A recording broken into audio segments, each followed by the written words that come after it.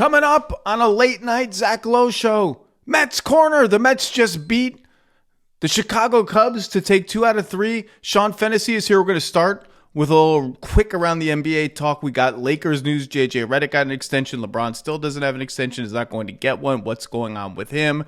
Why was JJ coy about the starting 5 on Lakers half media day? I guess they kind of split their media day up. Jared McCain.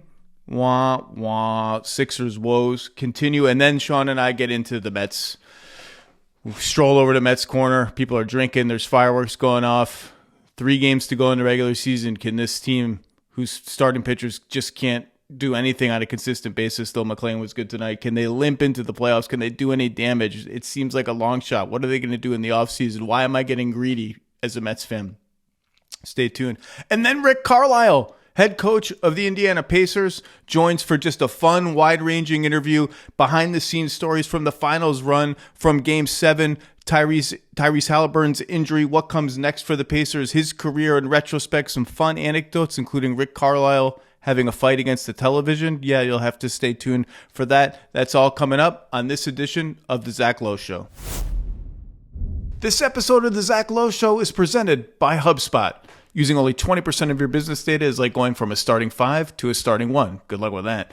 But that's how most businesses operate today, using only 20% of their data, unless you have HubSpot, where all the data hidden in emails, call logs, and chat messages turns into insights to grow your business, because having all the data makes all the difference. Learn more at HubSpot.com.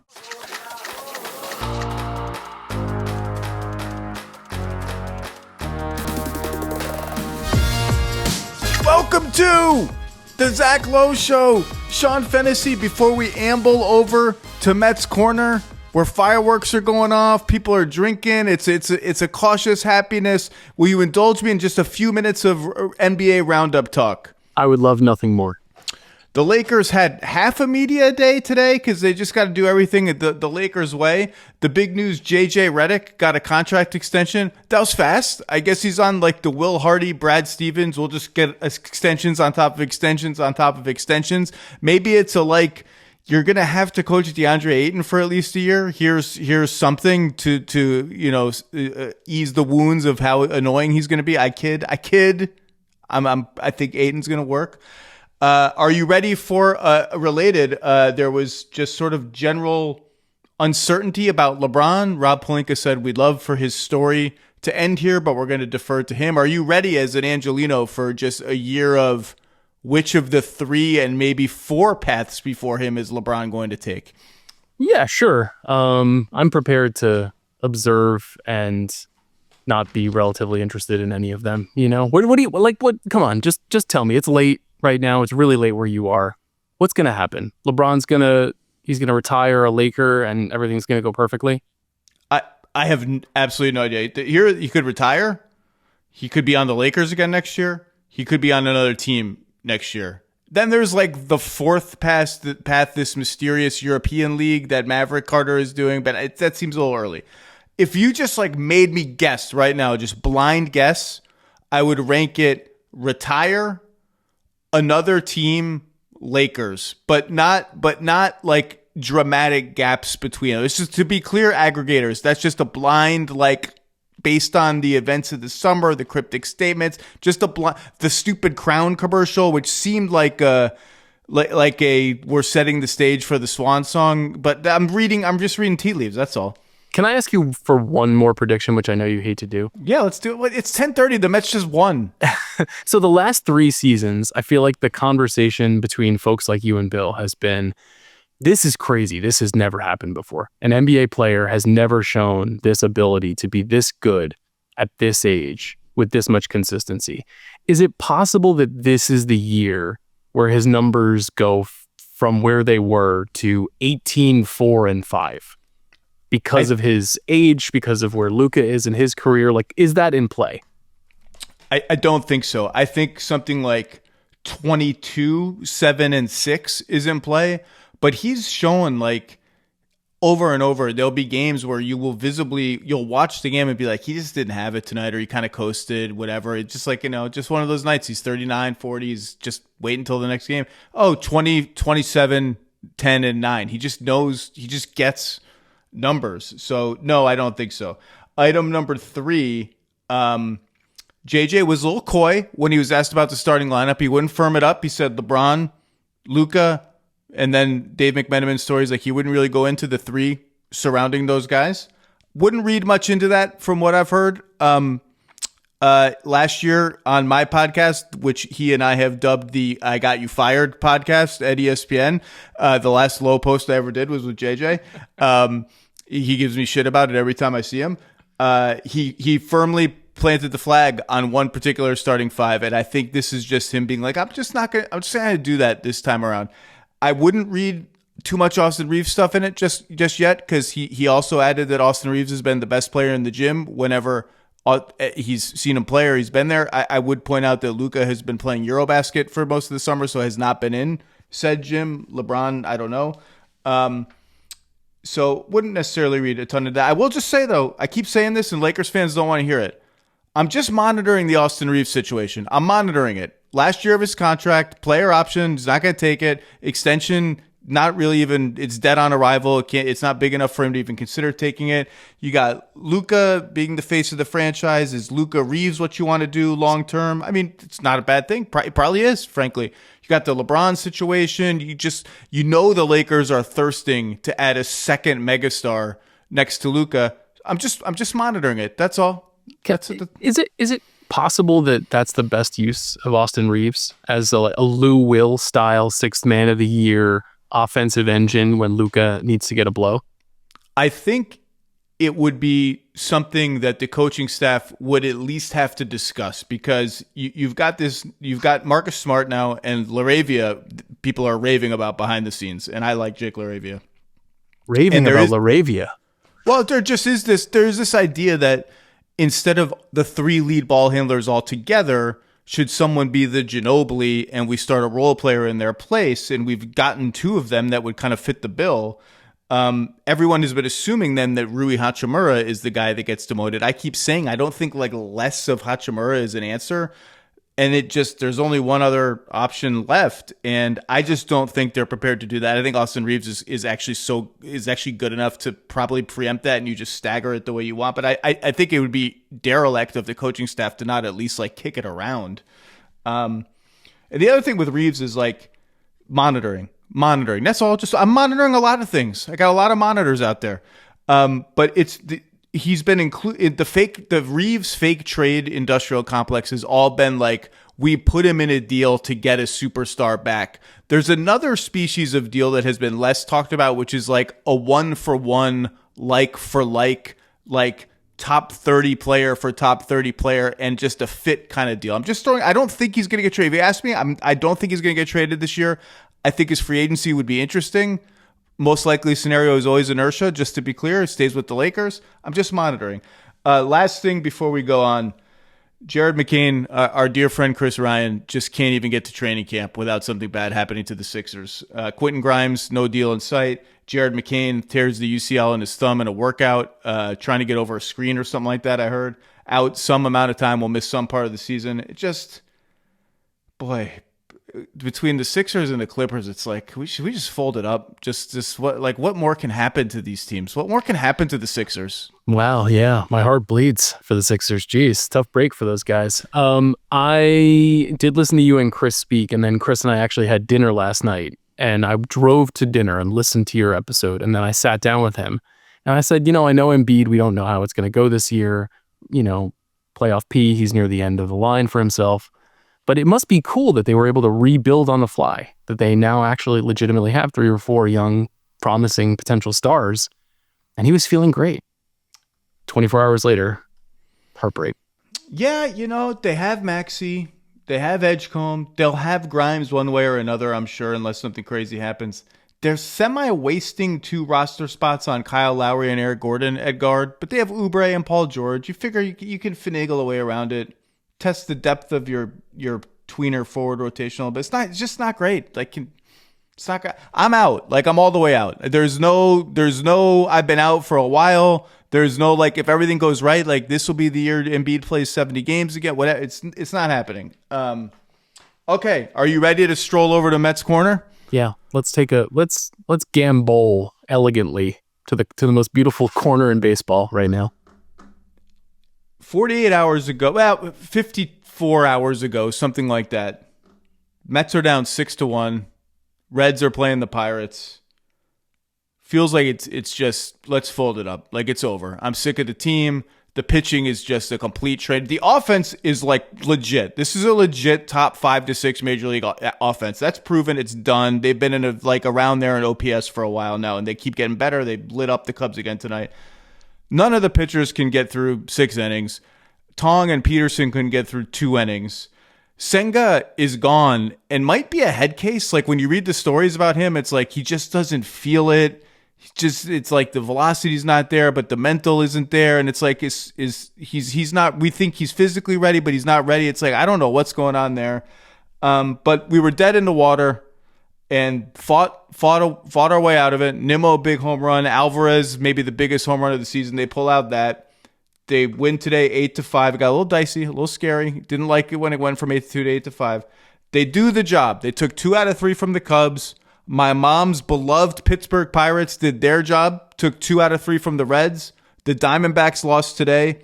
Look, it's been a shitstorm for the last 2.5, 3 months. It's been bad. 3 games left, 82-77, a game up on the Reds, 3 left with the Marlins. They came into this 3-game set tied with the Reds. They lose the tiebreaker. All things considered, 72 hours later, we're in the probably best case scenario for the prior 3 games. No question. 2 out of 3, and the 2 opposing teams dropping 2 out of 3 was the best we could have asked for, because there's no chance that the Mets, who've been a terrible road team all year, we're going to go into Wrigley and win 3 games in a row and beat Shota Imanaga and Matthew Boyd and Cade Horton, who got hurt apparently. But that was, that's the strength of their rotation too. So it's hard to not feel better. They control their destiny with 3 games left. That being said, 3 games in Miami. And 3 games in Miami those are haunted words if you're a Mets fan, because the Miami Marlins, actually in New York, ended the Mets season in 2007, the epic Tom Glavine collapse, and in 2008. And the Marlins, even when they are one of the cheapest and most embarrassing franchises in the sport, always play the Mets tough. Always give the Mets problems. So I'm excited that they didn't fall on their face against the Cubs. This is rare to feel good. Like, I feel good. 3 days ago, I was bereft. But I am concerned about this weekend that we're about to have. Are you concerned? How could you not be? I mean, if the tiebreaker were pro Mets, I would be substantially less concerned. It's the fact that they have to finish a game ahead of Cincinnati, who plays the Brewers. How do the Brewers, I believe, have clinched the number 1 seed in the NL? Is that right? Let me I haven't looked, but I know that they were 3 games up on the Phillies, which would mean, based on yesterday's results, that they probably could have clinched. They're 2 up. They're 2 up on the Phillies. So it's not over yet. So they have something to play for. So they got to play. Well, that's good. No, how could you be confident? I mean, who's even pitching? Sproat, I guess, is one. Who else is pitching for this team in the next 3 games? McClain pitched today. I think it'll be Sproat, Clay Holmes, and then it is David Peterson's spot on Sunday. And I don't think that in good conscience they can run Peterson out there after what we've seen from him for the last 6 weeks, which is really upsetting because he's the only legitimately successful homegrown starter they've had for the last 4 seasons. And at this time last year, he was money. And it's just sad what's happened to him. I also he was so consistent for the first 90 games, so however many starts that is for him, that I can't be mad at him. I can't be mad. He was the only one pitching into the 7th and sometimes 8th innings. I can't be mad at him. I also liked how nakedly emotional he was in the first game of the Cubs series when he was just so thankful that the team picked. He's like, I can't tell you how much I appreciate what they did for me tonight to pick me up. That was cool. That's a cool team thing. But look, the bottom line is I want them to get in because it's fun. Playoff baseball is fun. Not having to deal with Chris Russo yelling on First Take about how this is the most embarrassing franchise in sports would just be a nice relief. Fully but agree. With this pitching, there's just no. It's almost unfathomable to me that this idea now that they could get in and make a run just seems unfathomable. They could get in and win a game or 2. The pitching is just a horror show. So what happened today with Nolan McLean, I think, is instructive for why I want them to make the playoffs. So he was dynamite through 5 innings. He struck out 10 batters. I wouldn't say he was unhittable because he gave up 2 solo home runs, but flashing that sweeper, looked incredibly tough. Looked like what he is, which is, I think, a future ace. Then he runs into some trouble in the 6th inning. He gives up a walk. He gives up a double. He gives up a 3-run home run. He probably should have been pulled before the home run because Saya Suzuki, 2 innings prior, hit a solo home run off him and looked like he had figured him out. Mendoza challenged him, left him in the game. And he lost. He lost that bet. McLean gave up 3 home runs in a game. You could say that was scary for us as fans or embarrassing for him as someone who's used to dominating. But to become great, these things have to happen. And I feel the exact same way about even if the Mets roll into a wild card round and get their doors blown off, I want Nolan McLean to have the experience of starting a playoff game because next year is really the year. You can now, when you look at 159 games of this season, what a lot of fans thought, I think, is true, which is that this is a transitional year. It shouldn't have felt that way for a $350 million payroll. That sounds ridiculous. But this is a team with the most loaded farm system in the sport, and they're trying to get these guys experience. And I will say, I was watching the game, and Gary Cohen and Ron Darling cited, after Francisco Lindor's home run, the amazing success of the seasons for Lindor, Soto, Alonso, and Nimmo too, who has been really up and down, but when you look at his counting stats, Gary Cohen, who's watched more Mets baseball than most living humans, said that this is the best 4 offensive players together that the New York Mets have ever had in their franchise history. And they're kind of wasting this season because they're going to win 84 games and maybe miss the playoffs. So it's bittersweet that that's the case, but still they need to make it so that all of these 24-year-olds know what it's like to go there so that next year they can do something louder. Does that make you feel any better to hear that? Well, yeah, sure. I mean, I was driving around doing a couple errands today, listening to sports talk radio, because apparently I now live in my own 1995 body all over again. And there was a debate on ESPN radio. It was Chris Carlin and I can't remember who else. And the debate was, are the Mets better off missing the playoffs? And of course, one person took the yes, they are side, which is objectively ridiculous. You're never better off missing the playoffs. But the argument was, well, that would be the wake-up call that Steve Cohen and David Stearns need, that this team isn't good enough. I'm like, I think they probably know that this pitching staff is not doing the job already. I don't think they need like one game out at the end is going to tell them that.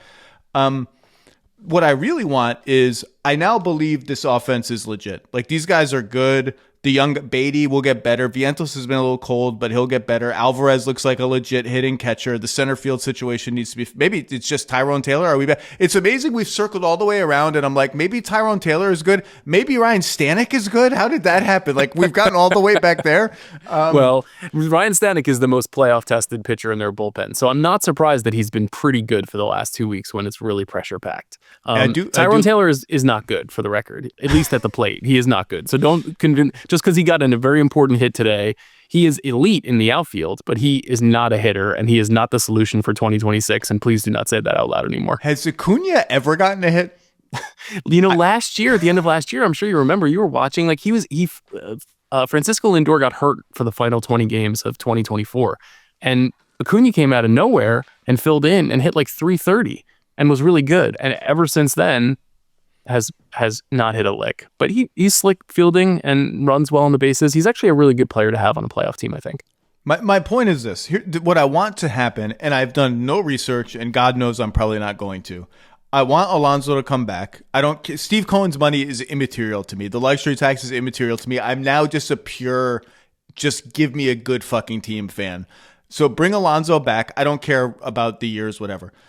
And just go buy me, or I don't know what trade possibilities are. I need an ace pitcher. I don't know what free agents are available. I don't want to give up everybody for Paul Skeens, obviously. Like, I don't know. And I feel my mom's a Pirates fan, grew up in Pittsburgh. I don't want to like take from the Pirates. I don't want it to just be like the big bullies using the little teams as their farm system. Spend the money to keep Alonso, spend money on a starting pitcher that's a real guy, and let's roll it back next year. That's where I am. $400 million payroll. I don't care. Do you think I care? I don't care. I mean, that means nothing to me. Just win. That's all I want to do. I want to Al Davis it. I just don't. Historically, David Stearns, the Mets general manager, has not wanted to give a contract out like the Yankees did this past offseason. They gave an 8-year, $200 million contract to Max Fried. And when that news hit, most baseball fans thought, that's a long time for someone whose arm might be a ticking time bomb. And look at us now. The Yankees are going to win the AL East, have as good a chance as any team to make it to the World Series, and it will be on the arm of Max Fried. And that's why you overpay for an ace. On the flip side, they could have overpaid for Corbin Burns and lost him in the second month of the season, and now he's got a 6-year deal that the Diamondbacks are going to have to pay down for a long time. It's really risky to do it. The move that they should have made is that they should have traded for Garrett Crochet, who just had an absolutely dominant season with the Red Sox, and the Mets had the prospects to deal for a big-time, up-and-coming arm who most teams with really strong scouting departments knew had the chance to be one of the best pitchers in the sport. David Stearns didn't do it. He doesn't pull the trigger on a lot of big deals like that. And there's not a free agent pitcher who's like a Garrett Crochet or Max Fried on the free agency market this year. So if they're going to get somebody, he's going to have to locate a Paul Skeens type and break your Pittsburgh Pirate family's heart, I think, to get somebody over. What about the Marlins guy that they were rumored to be interested in, who's coming off Tommy John surgery like a year? Sandy Alcantara. Alcantara? It's pronounced Alcantara, and they will see him tomorrow. He's starting tomorrow's games. Sweet. Awesome. So you'll get a good look at him. He sucked the first half of this year, and in the second half, he is starting to look like the Sandy Alcantara that won the Cy Young in 2022 and was one of the best pitchers in the sport. I'd love to have him. He's a badass. He's 6'5", 220 pounds, and he throws gas. So that would be fun. I'm looking at his last 5 starts on Baseball Reference right now. 6 2/3, 7-6, 7-7. I mean, that's like a Mets starter now pitching 15 innings in a game. Like 7 innings 3 times and 6 2/3 another time. Literally it never happens ever. It's like 5 2/3 is like, all right, here, come on out, Brooks Raley. But I looked up Brooks Raley's page. There's a 7-year gap where he's in Korea, I guess, in his career.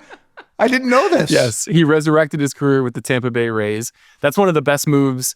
That's one of the best moves David Stearns made this year, is that Brooks Raley got hurt, and they signed him to a 2-year deal, and he recovered over long periods of the season, only to come back late in the year. And he's been probably the second most reliable pitcher in their bullpen other than Diaz. And by the way, Diaz, 2 days ago, oh my God, that was unreal.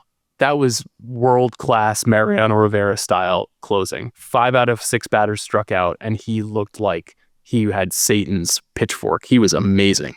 Well, today he only gave up that little weird blooper. Not even a blooper. I don't know what the hell that was. Just random. He's feeling it right now. Soft hit. Yeah, well, good, because he might need to throw 9 innings in the Marlins series. It's true. Over the 3 games. It would help if, like, can we not run into these fielders who are just making one incredible play after another? There were like 3 Cubs diving catches tonight. The jerk face from the Nationals who robbed us in center field 2 times. I've had enough of him for my whole life. Can we just catch a couple of breaks? Our defense, meanwhile, Soto's running around like not catching, but McNeil's throwing the ball all over the place. Can we just get some luck? Give us some luck. Why are we running into like Brooks Robinson and freaking Jim Edmonds every game? Even Carson Kelly, the catcher, making that catch today on the pop fly in the 6th inning. I was just the foul ball. I was like, why are these guys playing so hard? Why are the Cubs playing so hard? They're already in the playoffs. Yeah, I don't know. I mean, it's because we're not used to it, because the Mets are just not a good defensive team. They're just not. They just have too many guys out there who are flawed, and we're seeing it. Playing Vientos last night at third base, ridiculous. 2 nights ago, the outfield being Brandon Nimmo in center field, Starling Marte in left field, and Juan Soto in right field. That's got to be the least range covered in the history of the outfield. I mean, that's pathetic. And yet, they just battered pitchers because those guys can hit, and that's why they're in the lineup. And you're right, their offense is awesome. So I don't know, maybe if we just get there. Home runs win Major League Baseball playoff games. It's just a fact. We've seen it, especially since they went into this tournament style. Teams that hit for power advance. It's not like baseball used to be, where it was small ball and you're bunting guys over and you're stealing bases. You can still do that. But home runs are usually the difference in playoff baseball. And the Mets can hit home runs. So I don't know, just get there. Soto was 0 for 5 today. But the first 3 at-bats, I thought he was like a half inch away from home runs. Like, he had good swings. I feel a Soto game coming this weekend where he can win a game by himself, almost like a 4 RBI, 2 runs, enough to get us over the finish line in one of these games. But look, I mean, I'm terrified. Like, this 3-game stretch, and the thing about baseball is, like, there's just no let up, man. There's no let up. Like, we feel great right now. In 24 hours, the Reds could win and the Mets could lose, and we could feel like the depths of misery. There's just no break. Yeah, and I mean, the Mets are throwing out a 24-year-old starter who's starting his 4th professional baseball game up against a former Cy Young winner on the road. They shouldn't win that game. We shouldn't have any confidence. That's a terrifying matchup. And yet, I'll be watching every pitch. I have my 30th high school reunion this weekend. Oh, wow. And there's an event tomorrow night at a bar. And I'm like, am I going to make a scene at some point? Like, if this goes bad, it's like, who's that? Is that nerd from 30 years ago that's just like threw Come something? on. You're a star, Zach. What do you mean? No one's going to say that. Tomorrow is actually my 16th wedding anniversary. So I actually don't. Thank you. I don't know how much Mets baseball I'll be watching, to be totally honest with you. My dad used to have a rule. He's a Red Sox fan. He used to have a rule that if the Red Sox were ahead after the 7th or 8th inning, just go to bed. Only bad things can happen after that. And if bad things happen, I'll wake up and learn about it tomorrow. I'm going to sleep well in the meantime. There's something to that. That's the problem with West Coast living as a New York sports fan. I can't go to bed at 6:30 in the 7th inning. That's not going to work for me. Lindor, 30-30. My daughter was still awake when he hit the home run. She was very, very excited. We high-fived. It was great. Just, he's on fire. It's just he seems just like the perfect guy. I love Francisco Lindor. He cranked that home run too. That was a seed that he hit off Imanaga. Yeah, he's the best. I feel so lucky to be rooting for him, and the Mets don't have a long history of guys like him, and pretty much he almost always shows up when it matters, and he's been really, really good in September, so it's been fun to see him really turn it on. Can I tell you a baseball topic that I once studied in a way that NBA analytics people study, like the 2-for-1 and fouling up 3? Sure. I studied taking out one of your 2 best hitters for a pinch runner to like either tie if he's the tying run, or even more so the go ahead run in like the 9th inning. I feel like it always comes back around to that guy's spot in the lineup, and I'm like, man, I wish that guy were in, and instead like Luis Acuña's up, and this fucking sucks. Like they did it with Alonso recently, and they did it with Vientos a few weeks ago. I have no idea what the answer is. Probably the answer is the simplest answer, which is the run in front of you is so valuable that it outweighs anything that comes after it. But it feels bad to me in my gut. I don't like it. The Cubs did it tonight. They took Michael Busch out to pinch hit Justin Turner, former Mets great Justin Turner. And that didn't help them in the long run because they didn't have Busch's power coming off at the end of the game with Diaz out there. And yeah, I mean, I think we could let you loose Sloan Sports Conference style on baseball. 10 things I think about MLB strategy. I feel like you could do it, man. You've been living and dying with this team during the void of my baseball fandom. How long was it? Amanda was asking me on the big picture, how long were you away? I'm like 20 years almost, like 2004 till now, basically. Like, so you like the 2007 collapse, these other collapses, I just wasn't paying attention. You lucked out, man. That was really the 06 loss in the NLCS through 08 is probably the darkest time in franchise history. My point is, like, you have experience with this level of fear and tension and foreboding for an 82-77 team going into the final weekend. Is there anything we didn't cover that you wanted to talk about? Any things from the last couple of weeks you wanted to talk about? Anything you want to think about the Marlins series? I will leave the last word to you. Glass half empty. The most painful thing that could happen would be for either Pete Alonso or Edwin Diaz to be responsible for something bad, because this could be the end of the line for either of them. There's a lot of speculation that could have been Pete's last homestand 3 games ago. You and I, since you started doing this segment, have been talking about Pete a lot, just how beloved Pete is, how important he is to the fan base. but how he maybe doesn't fit in the long-term plans of the team full of 20-something hot prospects. I think they'd be crazy not to bring him back, but I wouldn't be shocked. And what I don't want is for him to have a negative moment at the end. Likewise for Diaz. Diaz's arc as a Met is so strange, and he was so bad after that deal for Jared Kelenic when he came over with Robinson Cano, and he just turned it around. And this is something that very rarely happens in New York when a high-profile athlete is traded to the city and he is terrible for 2 seasons and becomes a pariah. And he just turned the whole story around and became one of the 2 or 3 best closers in baseball for the last 5 years. And I don't want the season to turn. I don't want it to turn on a bad Edwin Diaz moment. Like, I'm too invested in him being successful and being good. So I'm just hoping against hope that even if they lose, it's not in a lull Mets fashion. It's in like a normal, we lost 8-4, and it was just the other team played better than us today. It was not a dropped pop-up at first base. It was not a blown save on a wild pitch. I want it to be something normal. That's all I can really ask for, is be normal. How does that make you feel?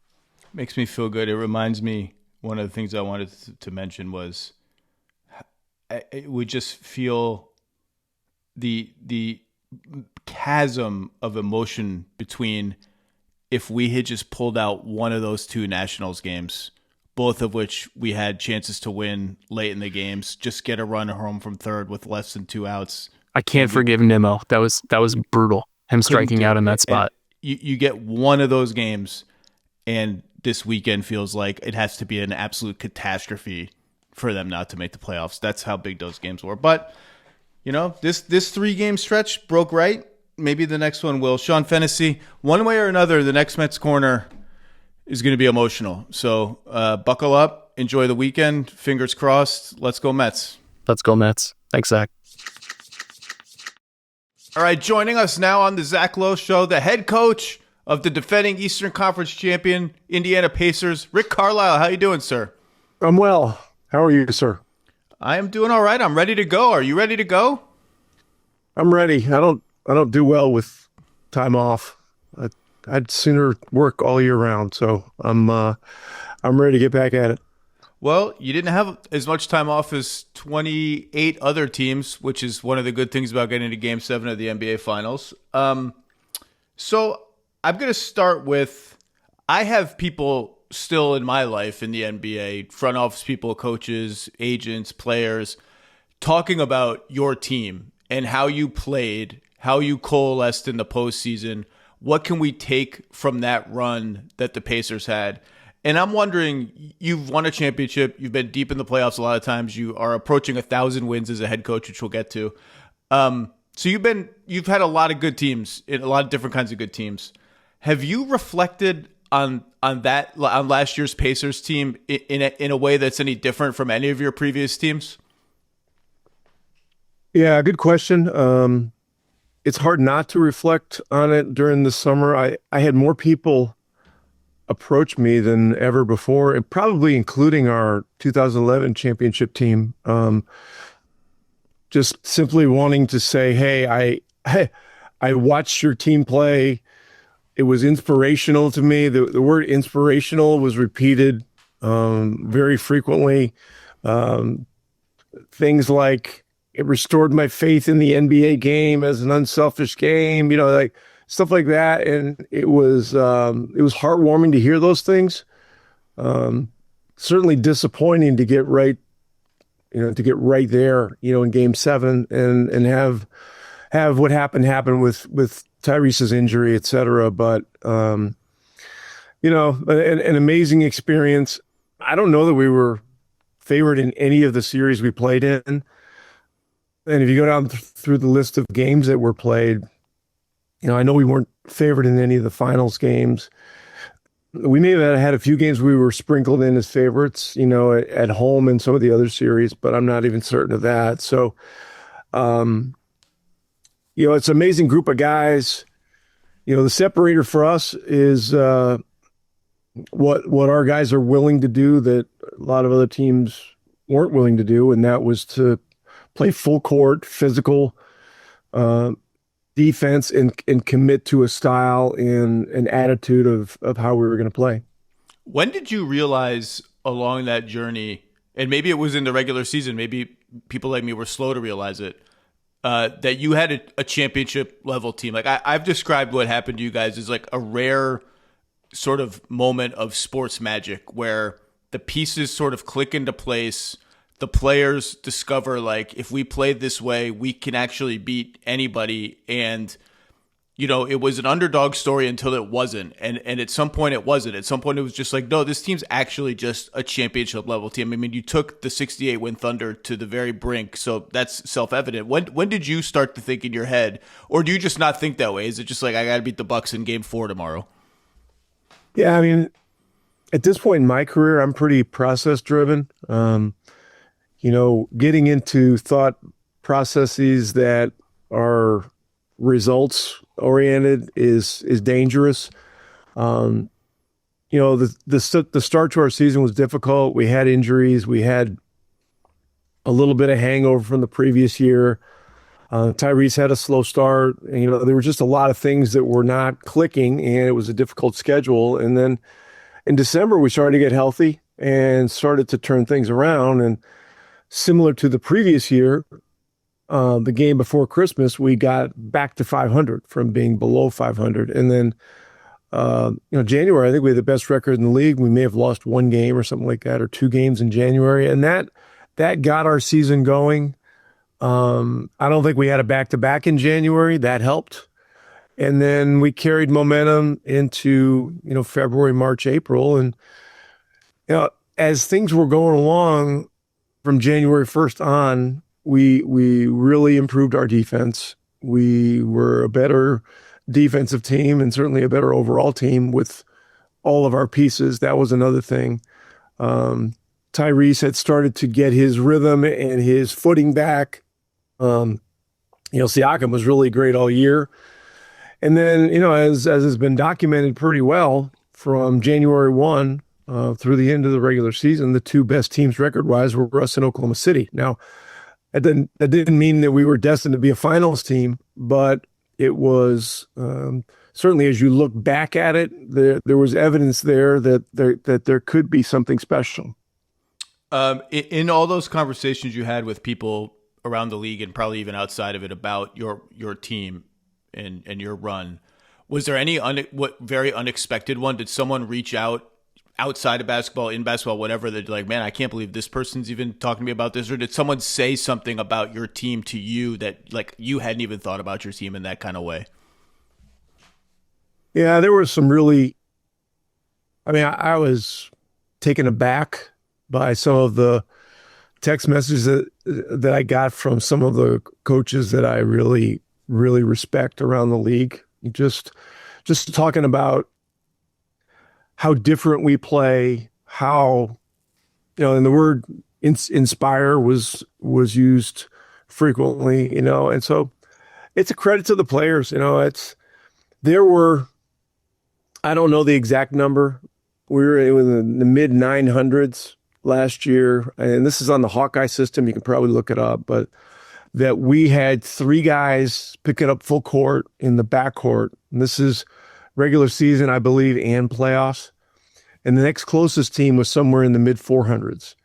And so, you know, the separator for us was what we were willing to do that, you know, a lot of other teams were unwilling to do. And, you know, it's pretty amazing that this group, where, you know, 2 years ago, people really weren't sure exactly who we were. We were playing fast. We had Tyrese. We hadn't traded for Pascal yet. No one was really sure where this was going. We were great on offense and really not very poor on defense. But we made great strides defensively. And we've grown together as a group. And, you know, I've had the comments said to me, and I don't just say this because it's my opinion, but, you know, the way we play over the last couple of years has changed the game some, and it's changed people's view on roster construction, because we aren't a super team with three superstars and a bunch of role players. We're built differently. Kevin Pritchard, Chad Buchanan done a great job of getting us hard playing, great people that are unselfish and that are willing to do things that others aren't. How do you reinvent that for this coming season? Tyrese is going to miss the season. Your starting center, Miles Turner, now plays for the Bucks. You've already said Mathurin is going to start. You said that on Caitlin Cooper's podcast. I know we have a mutual affection for Caitlin. What can you take from that team and bring it to this team? Or is this just like, I got to reimagine, particularly on offense? How do you reimagine the offense without the guy who's sort of the identity of the offense flows so much from how Tyrese plays? Yeah, there will be a lot of differences. There certainly are some unknowns. As we move into this, one of our luxuries, superpowers, I guess, was that Andrew Nembhard could start as a two guard, play off the ball, be a primary ball handler as a secondary ball handler, and guard the best perimeter player. So now, he'll be starting. He'll be the primary playmaker, and probably still have the responsibility of guarding the best player from the defensive element aside of it.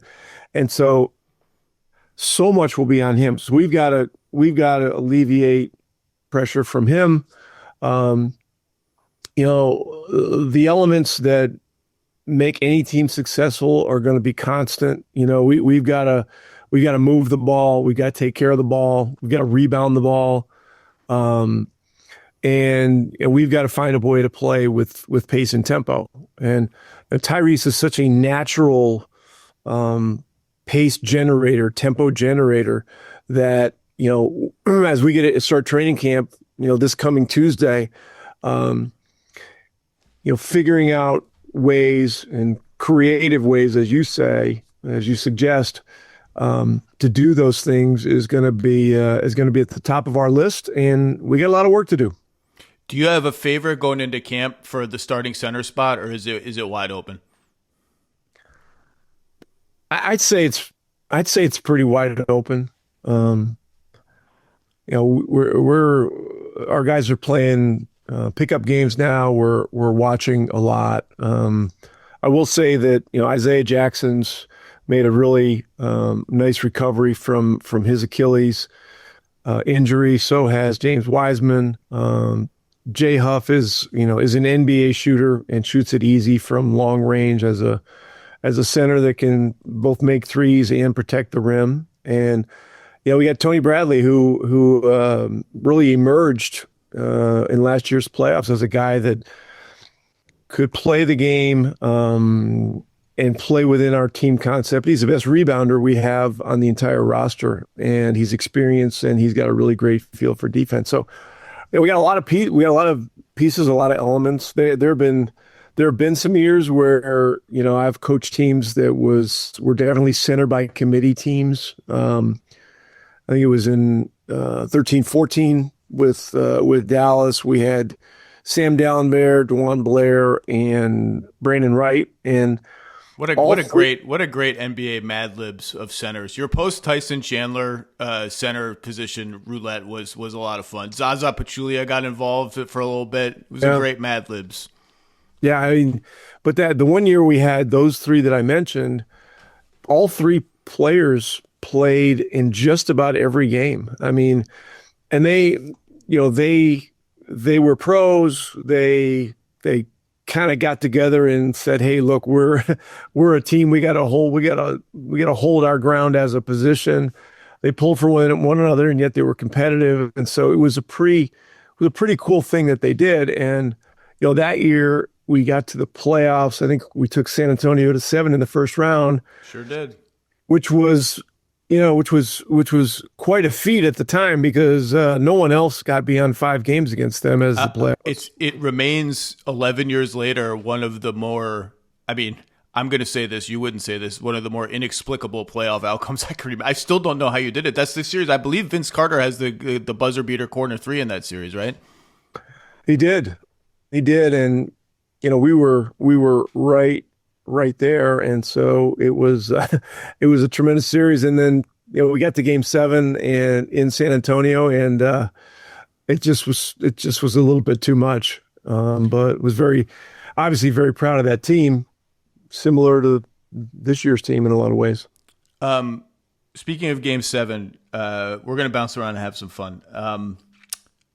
Kevin Pritchard I don't know when he did this media availability over the summer, told a story that I had heard before about the locker room in Game 7.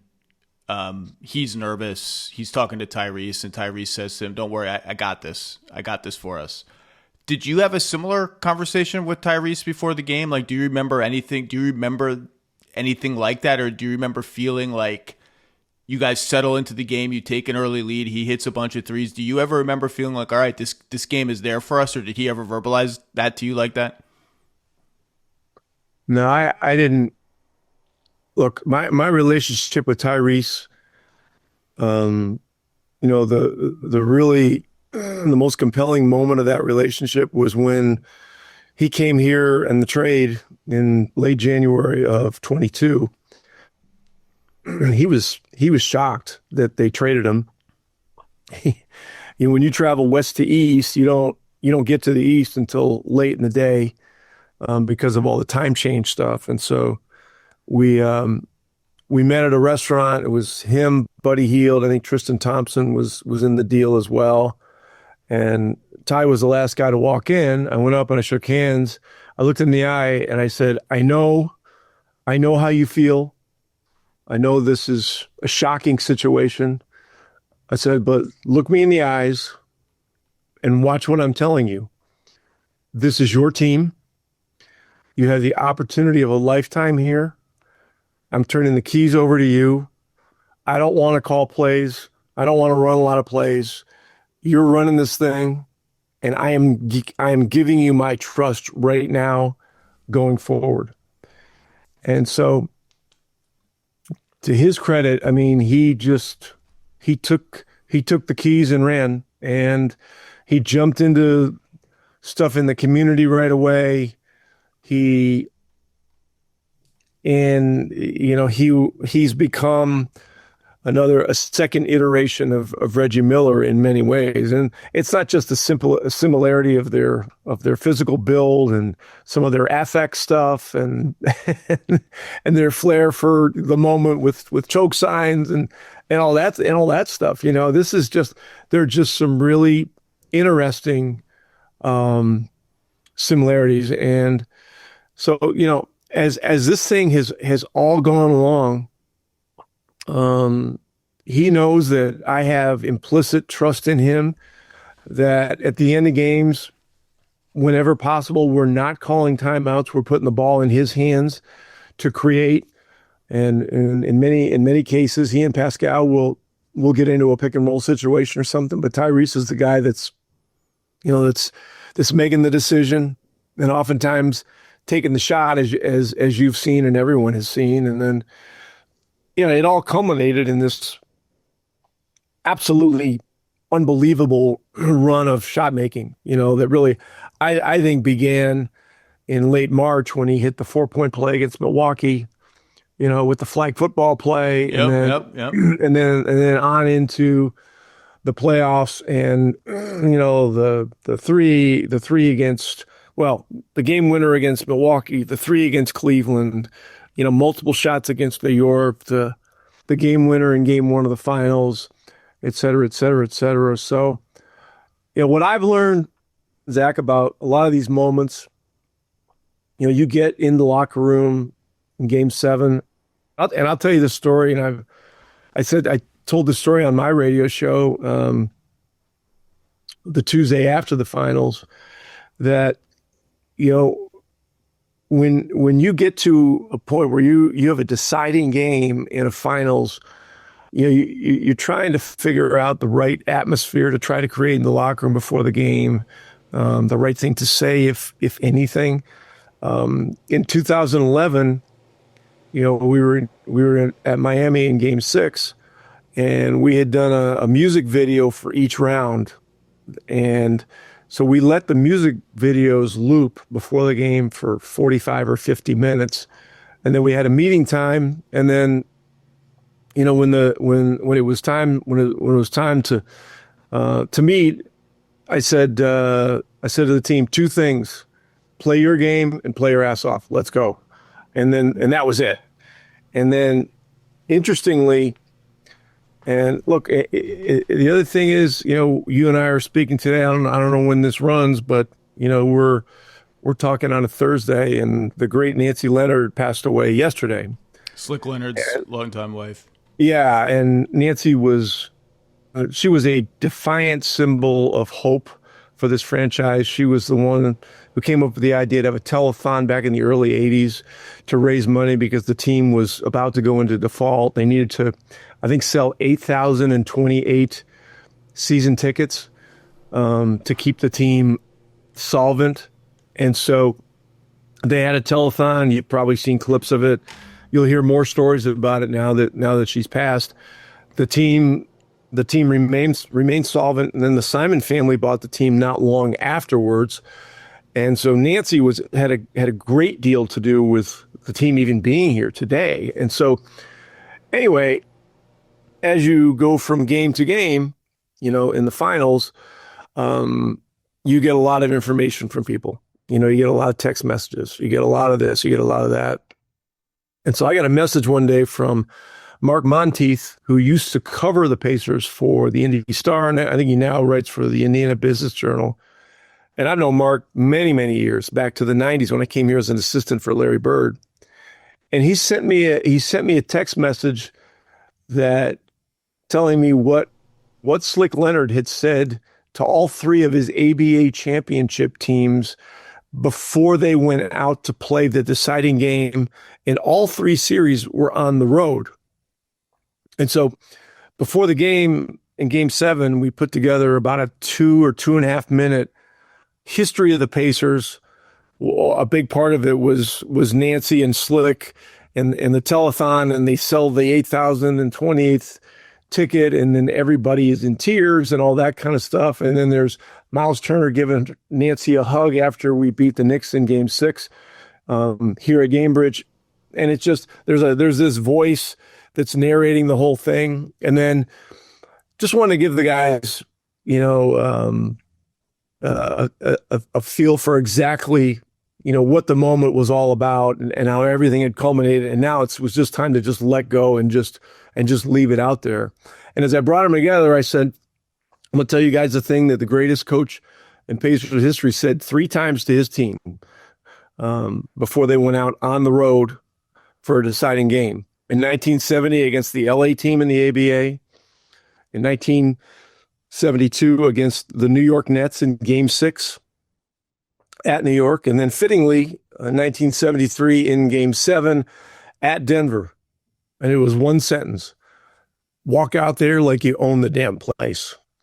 And we got together and we went out, and we had not had a good start offensively to any of the games in the series. We had kind of had to crawl back in all the games and, in some way, shape, or form. And so we start out, and Tyrese hits 3 threes. They call timeout 4.5 minutes into the game, and we were up 14-10, and the place was a bit shook, and we had gotten the start that we needed to have, in Game 7. And look, we've won Game 7s on the road. We've beaten New York the previous year in Game 7 on the road. So our team had plenty of belief. And then, 3 or 3.5 minutes later, the injury happened. And, that's what a devastating moment. But I thought, all things considered, and Tyrese was trying to get off the floor and walk off the court on his own power. He did not want to be carried off or anything like that. As it turned out, he needed to be helped off. But, at halftime, we came back there. He was on crutches. He had a boot on, and he was defiantly encouraging of the other guys. We had a 1-point lead at halftime, and, it was 24 minutes, and we just simply couldn't get there. We just simply couldn't get over the hump. The third quarter was rough. They hit us with a bunch of shots. We had some We had some issues with turnovers, et cetera. And so, it's a rough ending.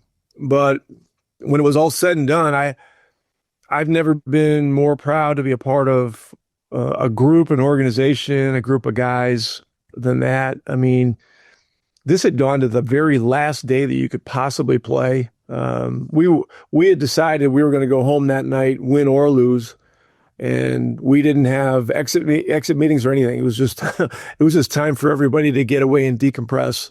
But a great feeling of pride and memorable moments, as difficult as some of them are. You mentioned the halftime locker room. A couple of people have told me Tyrese was obviously in there, and there was some curiosity about how is the team going to react to seeing him. You described him just now as defiant. I've heard also that he was kind of wearing the sorrow pretty openly. He's got the hoodie on. He'd been crying. He obviously knows what's happened. Were you worried that seeing him like that was going to be like almost better off sight unseen? Like, let's just focus on the game and not what happened in the first half? No, absolutely not. I mean, he was one of the big reasons we had gotten to that moment. He needed to be in that locker room. Look, he was disappointed. There was emotion. But my view of it was that he was defiantly encouraging of the guys in that locker room. And, he had as great a belief as anybody that we could still do it, even with him not being out there. I mean, we had stretches where we had pulled out games without him during the year. We had one really crazy game in Cleveland in January where I think we broke one of their winning streaks. They had so many huge winning streaks, and he actually went out before halftime, and then the second half, we were able to pull away. But yeah, I don't agree with any notion that he shouldn't have been there or anything else. I mean, we all, there's an element of bare naked emotion, bare naked reality, and the reality was that we were still a team. We were still one, and that's how we needed to look at it. Do you remember anything about the huddle after he gets injured? When you probably all know what it is. Was there any precedent for a moment like that in your career? Do you even remember what you said to the team, or if there was a player that sort of took ownership of that huddle? Like, how do you even? Because it's not like you get a longer than usual stoppage of the game. You have to like go back and play the game. What do you remember about that huddle? Well, as long as national TV timeouts are, I think they're 3:15. A lot of us went out on the court. There was a certain amount of time that passed there. We didn't have a whole lot of time to talk once we came back. Our game wasn't going to change in terms of our strategy or our basic concepts.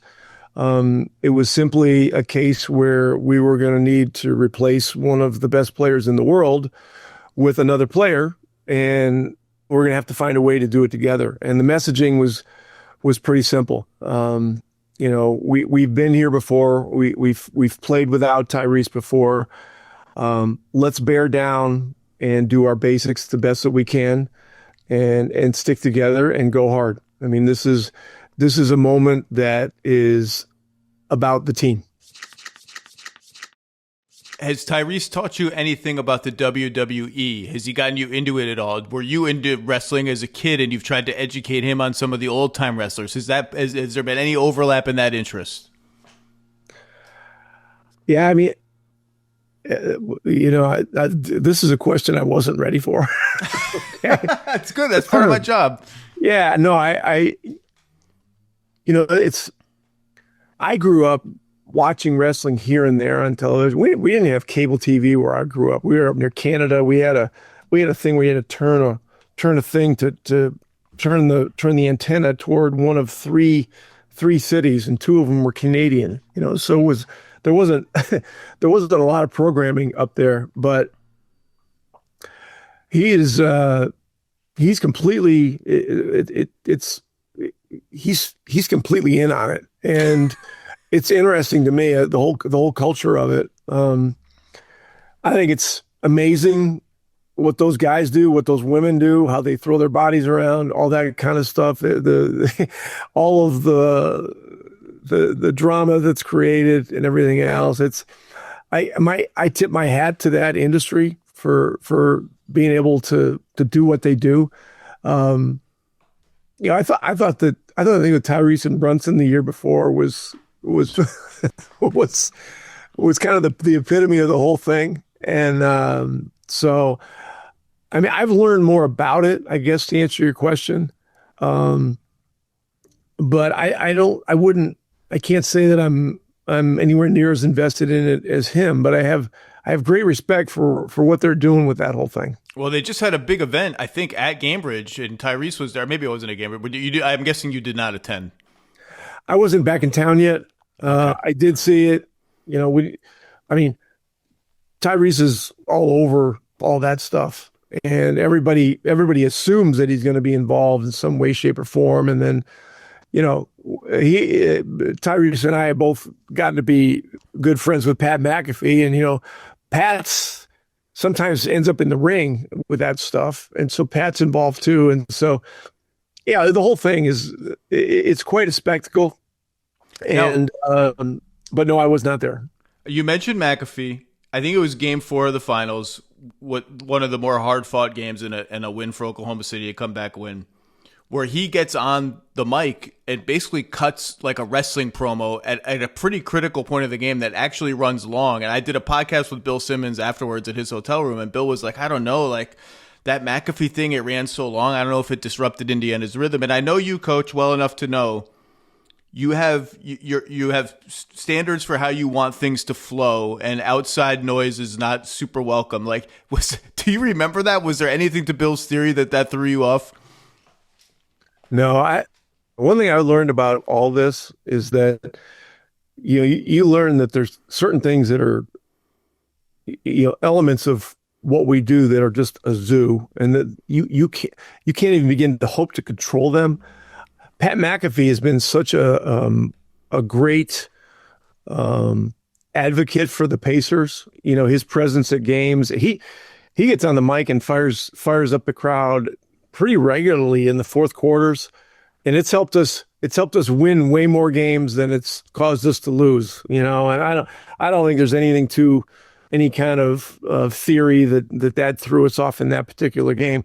Oklahoma hit some ridiculous shots down the stretch to win that game, but we need Pat McAfee doing what he's doing and to continue to do what he's doing.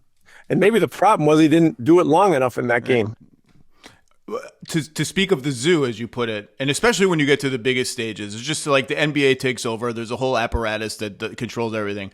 But Tyrese was filmed all year for the Netflix thing, Starting Five. And, they got cameras following him around. They're in the locker room. The locker room is sacred territory. And someone told me, ask Rick about this. Said Tyrese hits the game winner in Oklahoma City in Game 1. The camera crew's coming in.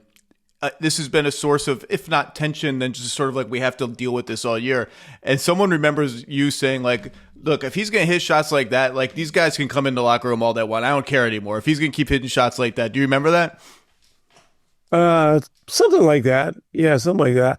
I'm not a big proponent of a lot of celebrating in wins during a series before the series is won. I just think there are obvious challenges to it. You throw bulletin board material out there for the opponent. There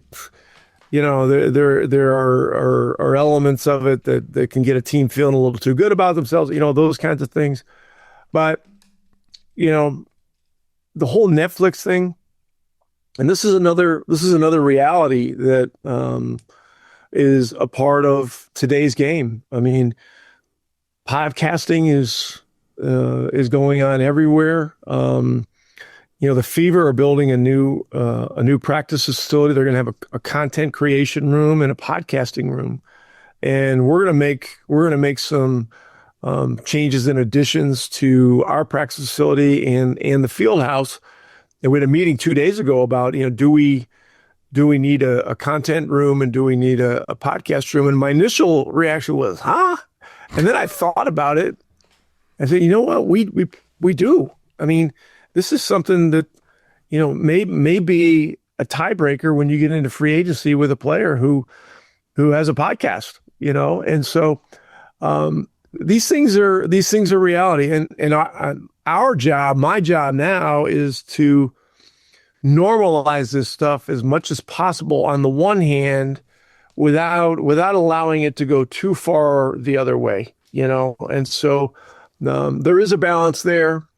Like you get to the finals, there's robotic cameras everywhere and all that kind of stuff. And so as a coach, you've got to be pretty measured with what you say when, knowing that, any of this stuff could go live. And there are instances where you can have sign off on that, but there are some where you don't. And so, but it's all part of it. And look, I've been president of the Coaches Association for 20 years. This is my 20th year, and I've told them that this is my last year, so I'm done at the end of December. I've been talking to our coaches for really since 2007, when this iteration of access began, telling them that, look, we're not only going to, our job description is not only that we're going to need to coach games, we're going to need to be on camera. We're going to have to be performers on camera. We're going to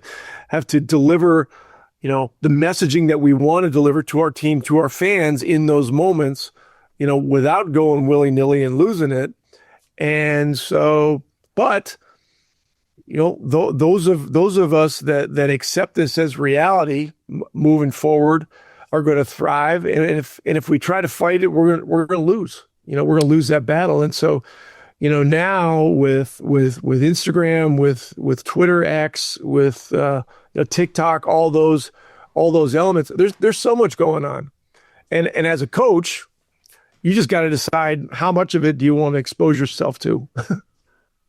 Because you're not going to control it. And, but the best thing is to accept it, but also talk to your team about, balancing it, because those things are never going to be as important as the game itself. Couple more rapid fire phone ones, and I'll let you go. I was told to ask you about this. I think I know the story, but I want it from your perspective because it's a funny one. I was told, ask Coach Carlisle about the time that he tried to fight a TV in the locker room in Washington, D.C. at a Wizards game, and the TV won. Yeah. Well, look, I don't know, what's the theory? You have 6 bullets a year, whatever it is. We had this really frustrating game in Washington last year. And look, when we looked at the schedule, in August of 24, when it came out, we talked about it as a staff. I mean, this is going to be a hellaciously difficult game because Washington's getting better as a team. They're young. They're very well coached. They have a defiant demeanor that they're developing, all that kind of stuff. The night before the game, we had a national TV game against the Knicks at home, which was starting a half hour later. When you fly into DC, you go to Dulles. It's a long bus ride. It's just you're gonna get to the hotel closer to 3 a.m. than 2:30, most likely. And this is gonna be a beast of a game. And so, we came in at halftime. We were down, I don't know what we were down, 15 or something like that. And so I went a little bit nuts, and I forget exactly what I did with the TV, hit it or do something else. I think multiple things. I wouldn't say the TV won. I would say the TV survived. Okay, that's a good way to put it. It was one of those TVs that was on a pivot, from what I was told, and you tried to pull it off and it didn't come off, and then you punched it and it did the thing where, like, when you punch like a plasma TV or whatever, like the screen changes color and then changes back, and you look, like you said, bullets. Another window into your competitive soul, and this is like, I can relate so deeply to this. I think this is true. I went to the video to try to verify it. It's a little grainy, but I think it's true. The in-season tournament 2 seasons ago now, where you guys make the finals, and you and I have talked about that, and you've talked about it in other places, is like, that was a real sort of like galvanizing moment for your group, like big stage, everyone's attention is on you, big moments, and you rise up to the challenge. You make the finals in Vegas against the Lakers. you've been wearing, I think, as most teams do, your City Edition jerseys and the matching polos. You know where I'm going with this already. The entire in-season tournament run. You get to the finals, and for whatever reason, if it was like a jersey matching issue with the Lakers or whatever, the league says you guys can't wear your City Editions. You just have to wear your normal jerseys. I think it was white jerseys. You can't wear them. And every coach wore the polos that go with the zip-ups that go with the normal jerseys. And you and your superstition and or defiance were like, you know what? I'm going to wear the City Edition version of the zip-up just because it's been good luck for us. I'm not changing it. And I think I went to the video. I think your polo does look a little different. I love that. That's exactly how I would be if I were in professional sports. Yeah. Well, getting back to the Washington story for a second, I've learned never to punch anything. That's a broken hand. I think I went flat hand into the TV, and I may have even done it with two hands. Okay. And so, but yeah, the TV survived. Luckily, I survived as well. On the in-season thing, yeah, I wasn't going to change the shirt. There's no way. I don't remember exactly what happened there. So you're saying the rest of the staff wore black or whatever, and I was wearing white? Yeah. Yes, you have a different polo on, but it's like gray black with like the zipper's a different color than the other zippers. Well, luckily Byron Spruell and I have a great relationship, and he was understanding of that moment. But that was, you're right, that experience and building up to the finals of that was a big part of, the steps that we took, along the way. First of all, getting to the conference finals in 24, and then this past season getting to the NBA finals. So, yeah, cool stuff. Last one, and then I'll let you go. And I could go forever, but I know you're a busy guy. You are sitting 11th all-time in regular season wins with 993 wins. You are going to pass 1,000 very soon, obviously. You are going to pass Rick Adelman and move into 10th all-time. You are probably, if you coach long enough, going to pass Larry Brown, who replaced you in Detroit, and move into 9th all-time. Have you started thinking about just like, wow, I was a player in college at UVA. I was a great player, played in the NBA on some great Celtics teams and in New York or New Jersey as well for a few years. I'm going to be 1,000 wins as a coach. Like, is that set in on you or like what you've accomplished and what it means to you? Yeah. I've learned not to look at that stuff, not to count. At some point when you get on this kind of journey, you feel guided, in different ways. I'm not a super religious person, but I do believe in spirituality. There's a little bit of that. Here's a story, in 1970, it's like I grew up loving the NBA game from afar, but we didn't have access to it on television. I mean, I followed it in magazines and stuff like that. To see an NBA game, we had to get in the car and drive 10 or 15 minutes into the city of Ogdensburg and go to a friend's house and watch it on cable, and whenever we did that, it was like larger than life. In 1977, my mom and dad took me and my brother on a trip. We went to Buffalo to watch, because my favorite team was the Sixers, and Dr. J was my favorite player. We went to Buffalo to watch the Sixers play the Braves. I had gotten what I thought was a press credential from the local from our local newspaper to sit down at the court. It worked for half the game. In the second half, they threw me out, and I had to go sit in the stands. But I took some snapshots with a Kodak camera that had to be a film that had to be developed regularly. And one of the pictures that came out of it was a picture of Chuck Daly, who was the assistant coach with Philadelphia, standing like this, with one of his really nice suits. I was going to say, hey, you already have a suit game? Yeah, I mean, and Chuck always dressed well, and I didn't even know who Chuck was. But as I went through the pictures, I had that picture. Doug Collins was another favorite player of mine, and then there was Dr. J. And so I have three pictures at my home in Dallas still. One is Dr. J, one's Doug, and one is Chuck. Anyway, the next day we drove to Philadelphia for a game where Philadelphia played Cleveland, who was coached by Bill Fitch.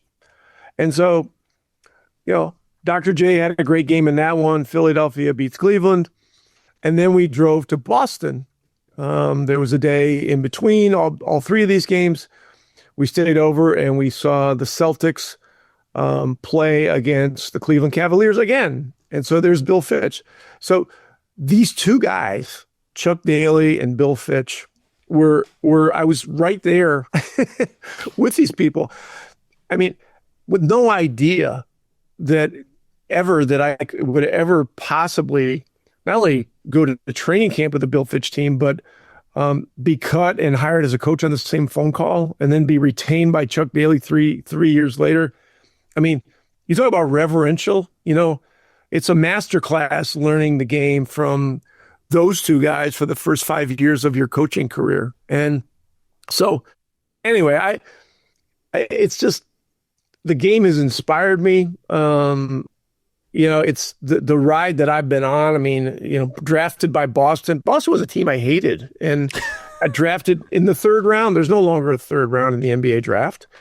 But I ended up making the team, and then, develop a relationship with Larry Bird, which turns into the opportunity to be a lead assistant when he went to Indiana as the head coach. And then he hired me as the head coach a few years later in Indy. And so, and then when I came back this time, I think Herb Simon and Kevin Pritchard called Larry, and when I became available and said, hey, what do you think about, you think Rick would be interested, or, what do you think? And Larry called them and said, well, you got to talk to him, and so that brought me back here again. And so these relationships, but you talk about inspirational, Chuck Daly, Bill Fitch, Larry Bird, all this stuff. And here I am talking to you. Well, another inspirational figure. Oh, stop. Although you were very, and Caitlin Cooper, I get to talk to her once in a while too. Yeah, you were very nice to me during what I will call my paid sabbatical from the NBA. Like a coach, I had a nice paid sabbatical from the NBA, like a fired coach. Look, you're going to make the Hall of Fame as a coach. I don't need to tell you that, but I only say this because I said it in print. I've said it on my podcast. Just an all-time great coach. The adaptability stands out as much as anything. Your teams have played all kinds of different styles. The success speaks for itself. You are busy. You got to plan a whole season without your best player, and your franchise center now plays for the Bucks. Go to work. Thank you for your time. Good luck this season. Congrats on a great run last season. Rick Carlisle, head coach of the Indiana Pacers. Thank you, sir. Always a pleasure, Zach. Take care. All right, that's it for this week. 3 episodes this week on the Zach Lowe Show. Thank you for listening. Thank you for watching. Thank you to Sean Fennessy for staying up and watching the Mets with me. Thanks to the Mets for not blowing the game tonight. Please don't blow the season. Come on. Thanks to Rick Carlisle for taking time out of his busy schedule as he prepares the Pacers to follow up their super successful season without Tyrese Halliburton and without Miles Turner. A big challenge for him. Thanks to Jesse and Jonathan on production. And thanks to all of you for listening to or watching The Zach Lowe Show. We will see you next week.